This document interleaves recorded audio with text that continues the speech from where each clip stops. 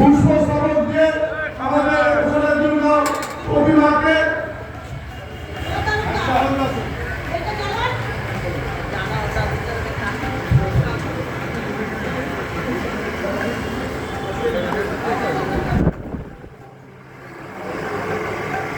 অশ্বিনীনগর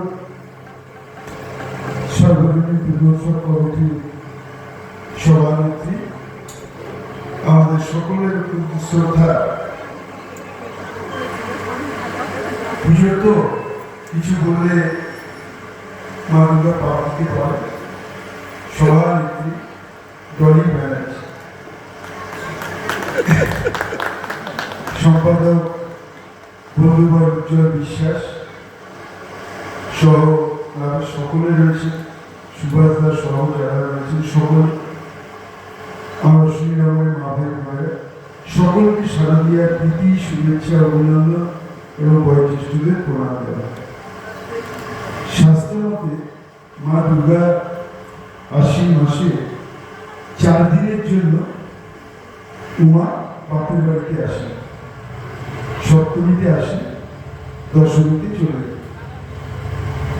কিন্তু অশ্বিনীনগর এমন একটি জায়গা যার নামে যারা স্বাধীনতা আন্দোলনে জীবন দিয়েছিলেন, প্রাণ দিয়েছিলেন, তাদের নামে সেই অশ্বিনীনগরের মানুষ তারা ঠিক করলে শাস্ত্র মতে নয়, মা দুর্গা 365 দিন আমাদের কাছে থাকবে। তাই তারা আজকে এই দুর্গা দ্বারা দুর্গা মন্দির সবাইকে নিয়ে এত সুন্দর করে তৈরি করেছে, যারা উদ্যোক্তা অন্তরের অন্তঃস্থল থেকে তাদের অভিনন্দন জানাচ্ছে। হয়ে গেল ঠিক, মা দুর্গা 4 দিনের জন্য আসেন, চলে যায়। মৃন্ময় মূর্তির পুজো করি আমরা। শুনেছি ভগবান রামচন্দ্র তিনিও মা দুর্গার পুজো করেছিলেন। দর্শন পেয়েছিলেন কিনা পুরাণে কোথাও লেখা নেই। আমরা একটা নির্ময় মূর্তির পুজো করি, কেউ ছোট কেউ বড়, কিন্তু কেউ আজ পর্যন্ত দেখেনি 1000 বছর ধরে মা দুর্গার পুজো হচ্ছে যে মা দুর্গা চোখের পাতাটা একটু নড়েছে, হাতের আঙুলটা একটু নড়েছে, আমরা সেটাকে দেখিনি বা উপলব্ধি করি। কিন্তু আমাদের বিশ্বাস, আমাদের ভক্তি, আমাদের শ্রদ্ধা ভরে আমরা এই আয়োজন করি এবং মাকে পুজো করি। আমরা নির্ময় মূর্তির পুজো করি, আমরা চিন্ময় মূর্তির পুজো করি। আমাদের বাড়িতে একটা দুর্গা আছে, আমরা সেই দুর্গার পুজো কেউ করি।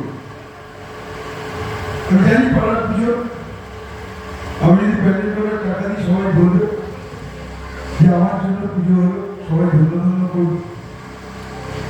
পাড়ার পুজোর বাইরে শর্ট কম, আমি বললাম আমি ভোগ খাওয়াবো, সবাই ভালো বলবে এই অমুক বাবুর জন্য ভোগ হচ্ছে, কেউ আর প্রসাদ বলবেন না, অমুক বাবু খাওয়াচ্ছে।